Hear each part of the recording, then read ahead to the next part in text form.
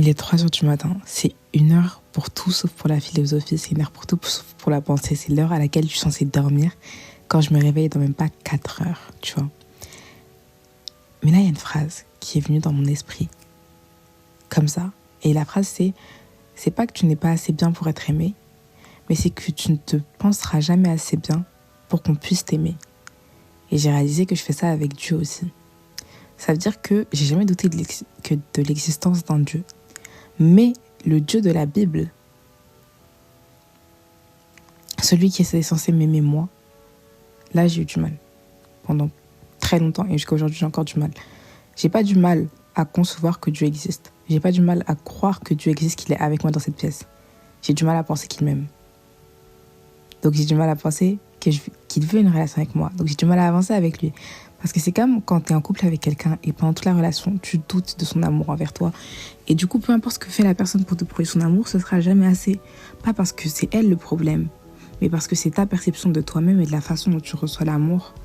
L'amour, quand on n'y est pas habitué, ça fait peur, tu vois. Moi, je sais que j'ai jamais été dans un foyer très aimant. Enfin, mes parents, ils sont pas très... Voilà, ils sont pas très love to love. Comment vous dire que aujourd'hui j'essaie de leur dire je t'aime, les mots ont eu du mal à sortir. Alors que quand c'est pour le dire à un mec que je connais depuis 3 semaines, ça sort vraiment beaucoup plus rapidement. Et j'aurais dit je t'aime, ils m'ont fixé dans les yeux, ils se sont regardés et ils se sont dit mais on n'a pas besoin de ton amour. Je sais, c'est super triste. Et donc cette peur d'être aimé, elle s'est créée en moi comme ça. Le fait d'être dans un environnement où on m'a toujours dit t'as pas besoin d'amour, t'as besoin de travailler, t'as besoin de l'école, t'as besoin de ci, t'as besoin de ça. Ça fait que tout ce en quoi je place ma confiance, c'est en l'amour de Dieu et en l'amour du travail. Par exemple, je suis vraiment quelqu'un, je peux travailler pendant des heures, je suis toujours dans la compétence, enfin dans l'acquisition de nouvelles compétences, apprendre de nouvelles langues, apprendre ça, parce que c'est ça qui pour moi fait ma valeur et c'est ça qui pour moi est une forme d'amour, tu vois. Plutôt que d'avoir cet amour familial ou cette notion de la famille, moi, je suis comme mon père un peu. J'aime pas ma famille. Enfin, pas dans le sens où je l'aime pas, mais dans le sens où pour moi, ma famille, c'est au même titre qu'un étranger que je croise dans la rue. Tu n'es personne pour moi tant que je ne t'ai pas rencontré, tant que je ne te connais pas. Et une fois qu'on a passé du temps ensemble, là, tu rentres dans ma famille, mais sinon, tu l'es pas, tu vois. Pour moi, la famille, c'est des gens comme les autres. Si je veux, je les expulse de ma vie du jour au lendemain, et on n'en parle plus. Vraiment, veuillez excuser mon élocution qui est vraiment pas à son prime, parce que je suis fatiguée. Mais ce que je veux dire, c'est que la phrase, c'est pas que tu n'es pas assez bien pour être aimé, mais c'est que tu ne te sentiras jamais assez bien pour croire que d'autres t'aiment. C'est juste tellement réel, et on le vit toutes quasiment. Vous savez que la plupart d'entre vous, je dirais que 2/3 d'entre vous qui viennent me voir en me disant que vous avez du mal avec Dieu, que vous avez du mal dans vos relations de couple, etc., c'est quasiment toujours la perception de vous-même. Parce que le problème, c'est pas la façon dont on traite les autres, c'est la façon dont on accepte d'être traité. Et le pire, c'est qu'on accepte seulement l'amour qu'on pense mériter.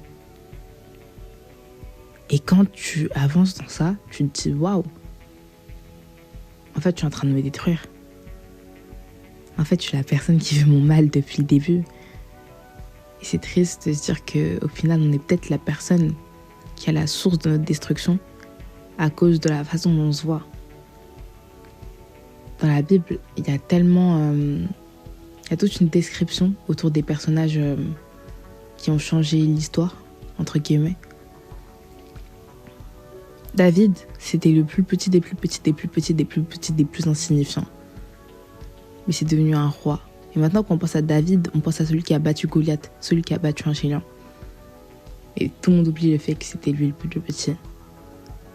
Et puis il y a des reines, des femmes de la Bible qui sont abordées, qui sont parlées. Il y a des femmes comme Vasti, comme Ruth, comme Esther.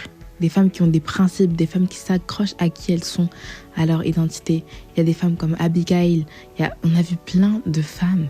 Et peu importe leur portrait, peu importe ce par quoi elles passent, et peu importe leurs défauts même, on peut toutes se reconnaître dans certaines d'entre elles.